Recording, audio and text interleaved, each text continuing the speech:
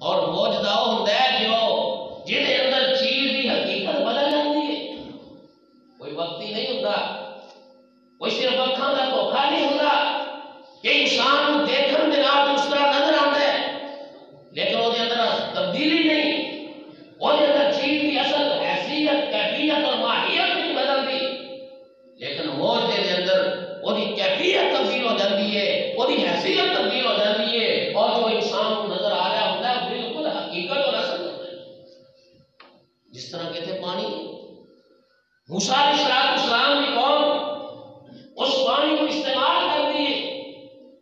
Pain واسطے بھی استعمال ہوتا ہے، کپڑے دھونے واسطے بھی استعمال ہوتا ہے، نہان واسطے بھی استعمال ہوتا ہے، باقی ضرورتوں واسطے بھی استعمال ہوتا ہے. اس واسطے کہ حقیقت ہے، جب کہ مقابلے میں جڑا جادو ہوتا ہے وہ دے اندر چیز کی حقیقت نہیں بدلتی، وہ صرف اور صرف انسان کی آنکھاں دا دھوکھا ہوتا ہے، اکھاں دا فراڈ ہوتا ہے جو انسان کی آنکھاں کو نظر آ رہا ہوتا ہے لیکن حقیقت کے اندر ہوتی ہے. اللہ پاک نے قرآن مجید کے اندر ہی بھی بات بیان فرمائی. 9ویں پارے سورہ آغاز کے اندر اللہ تعالیٰ نے بیان فرمایا جب موسیٰ علیہ السلام نے جا کے فرعون کو بات کیتا، سمجھایا اور نصیحت کی تھی، موسیٰ علیہ السلام نے دیکھے مشیر سن، وزیر سن،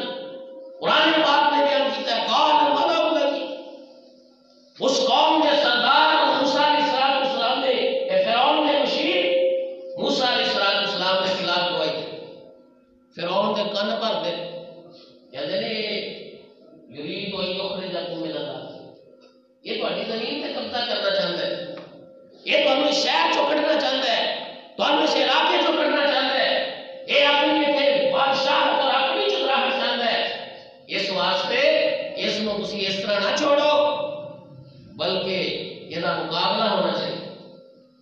اسی پنجابی کے اندر کہنے